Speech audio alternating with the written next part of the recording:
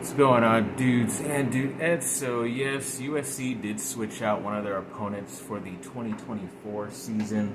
Instead of San Jose State, now it's going to be Utah State, which they played a few years ago and beat them pretty easily. But kind of wondering why it was somehow changed. I don't know if San Jose State dropped out or they wanted to play somebody else, USC, but seems like it's an easier matchup compared to San Jose State because Utah State really isn't really known for their football, even their basketball. But it's not that bad because USC definitely needs it, especially early on in 2024 because they'll be playing like LSU that first weekend in Vegas. So definitely need some type of breakup early in that schedule. So definitely looking forward to 2024, seeing what they could do, but I don't know, it's going to be probably tough too because I'm pretty sure Caleb Williams is not going to be on the team anymore to bail us out. But either way, hopefully those guys will be ready for that matchup around then.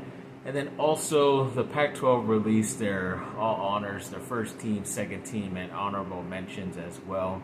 A lot of USC guys were on both the first and second teams. Maybe some guys should have been who were on the honorable mention should have been on the first and second team, but they weren't. But I'm pretty sure at the end of the season, USC will have a lot of those guys up there, especially the guys on the honorable mention side. Let's start off with the first team. They obviously have Caleb Williams, the quarterback, then Kalen Bullock, the defensive back, then Dorian Singer, the transfer wide receiver from Arizona, and then I always don't know how to say his name, Eddie. It looks like C-Zap Licky, but I think it's Shaplicki, the punter, who also transferred from Arizona State. And then Raleek Brown, but he's going to be like a special teams player, something like that. I guess the Pac-12 counts that as like a first team, second team, which is kind of weird. But Raleek Brown is also on the honorable mention. I'll get to him there. But yeah, overall, it's going to be pretty interesting to see how many more guys end up on the first team for USC. And then going on to the second team, pretty obvious guys here that should probably be on the first team. Kind of like a Mason Cobb, the transfer linebacker. Justin Dedich, the super senior at center. Eric Gentry, the transfer from last year, that linebacker as well. Jonah Monheim, the offensive lineman, and the other offensive lineman, Jared Kingston, who recently transferred from Washington State this offseason. So, yeah, a lot of these guys who were projected to be talented, even a lot of these guys weren't on the team last year for USC, and they're still ranked in this first team and second team selection. So it's pretty obvious how talented these guys are, and hoping, like I said, they will move up in these standings. And to talk about the honorable mentions, of course, Bear Alexander, the transfer from Georgia, Christian Roland Wallace, transfer from Arizona, Austin Jones, who's going into his second year at USC, well, his senior year, but his second year on the team, Kyan Barrs, a transfer from Arizona, Shane Lee, the linebacker, and like I said, Raleek Brown as well. Made it, I think, as like a kick returner, punt returner specialist, one of those things. So maybe that's what USC, their future roster, is saying. I know they're not going to release any official rosters until like that first or second week right before week 0. But either way, I guess it's kind of like an indication of where certain guys are going to be playing. So we'll see. Good luck to all of them. And yes, like I said, more names should be on this list, in my opinion, and definitely more in that first and second team tier, in my opinion, as well. Speaking of ex-USC players, just on the basketball side, Isaiah Mobley, who was recently playing in Vegas for the Cleveland Cavaliers in Summer League, and they were able to actually win the whole thing. So he's a champion, at least in Summer League, in his second year in the NBA, but he was also able to win the Summer League MVP as well. I think he had like 28 points and 11 rebounds, so a double-double and a couple blocks as well. So nice performance by him, and definitely that's the whole reason for Summer League, is you want your players to be able to improve, as like, say, a Max Christie for the Lakers, who showed some improvement in his second year as well for that team. So it's pretty cool that at least the spotlight is on a USC player in Summer League, and hopefully he will have some rotation minutes playing alongside his brother, Evan Mobley, like they did for 1 year at USC a few years back. So we'll see, and definitely looking forward to that. House of Victory had a couple signings the past week or so. I know it's been a while since we talked, but there just hasn't been as much news until the past couple of days. But one of their first signings they had was Bryson Shaw, He's going into his second year at USC. He's a transfer last year. Braylon Shelby, the incoming freshman defensive end. Jalen Smith, who's like the nickel / cornerback, one of those players. And then the power forward, Arrington Page, who's coming in as a freshman on the basketball team, signed with the House of Victory. So it's pretty obvious that pretty much more than 70, I would say 70 to 80% of those players that signed with House of Victory are football players, but that's just not all that crazy of a thing to think of, because football is usually the thing that makes the most money for all of these schools. So that's why the money kind of is aimed towards there, then trickles down to the other sports. And yeah, there's other athletes, like talked about soccer players and other players that were mentioning in the House of Victory signings past couple months. But yeah, like I said, football is king, especially when it comes to college sports, and that's why they have these gigantic stadiums and all these crazy events that happen with their football team. So it's pretty crazy, but yeah, pretty much how it goes. And then there's a 4-star defensive lineman out of the state of Texas. I believe his name is Dylan Battle.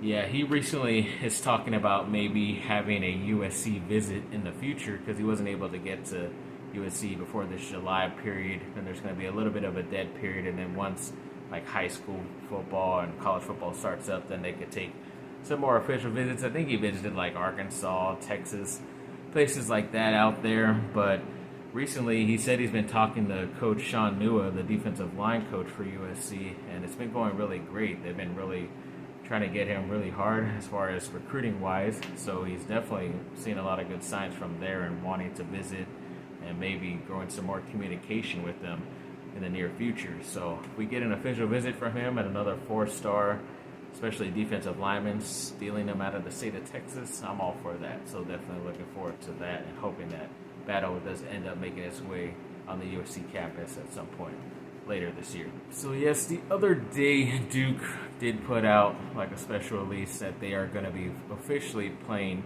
Baylor, who's been one of the better teams in college basketball the past couple years. I think they even won the championship a year or two ago.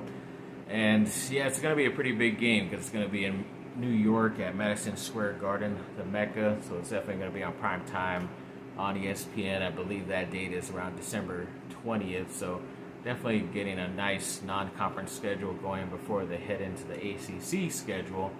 And they did release their full final non-conference schedule. A lot of the teams we talked about, like Arkansas and all those other big matchups that they have, but I did not know that they were going to be playing Arizona, which is always a pretty good historic team in college basketball history, even though they have not been that good the past couple years. But it'd be pretty interesting to play against them early, like November or something like that.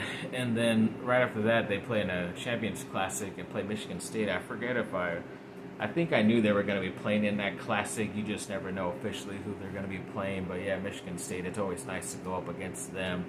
Pretty sure they're upset after losing in the first round, first or second round to Duke. I think it was the first round. But either way, definitely looking forward to a couple of those matchups in the non-conference. There's a lot of other teams that Duke is obviously going to destroy, LaSalle and Bucknell or some other teams that I haven't even ever heard of that they're going to have an exhibition game against. So I'm pretty sure they're going to go undefeated against those teams. A couple of the other teams they might have a bit more time beating because they are still a pretty young team, but they did release a video of like a 5-on-5 of like the first year guys versus the second year guys. And even though Filipowski, their top player, wasn't playing with the second year guys, it was still a really good matchup. And it's kind of weird how a lot of the first year freshman guys look older as far as like age wise and in their facial features compared to the guys who are in their second and third years, which is pretty crazy. So that might be a good thing overall as far as getting them together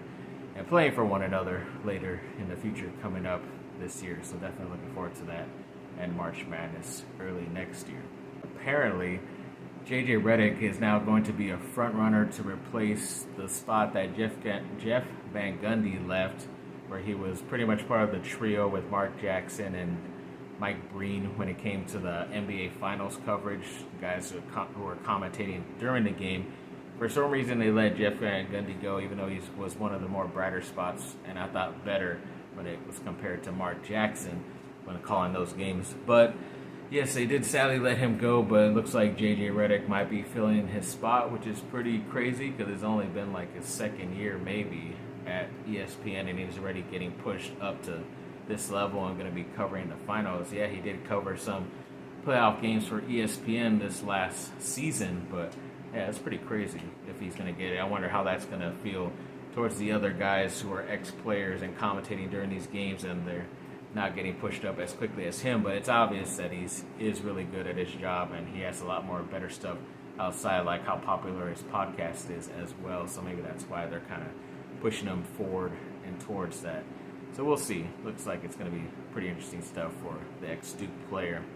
And then the Anaheim Ducks recently signed Ben Grulex, I believe that's how you say his last name, to like a 1-year, 2-way contract. So I'm assuming that's like the NBA where you play for the affiliate and the main team, just a certain number of games per year. But maybe if he does really good with the main team, they might sign him to a full regular guaranteed contract and have him play in the playoffs. You never know. But yeah, this was one of the guys they did not give a qualified entry contract to, one of their main guys that they've had and drafted in the past couple years. So at least brought him back on a 1-year deal on a wait and see. So that's what we'll do. We'll wait and see.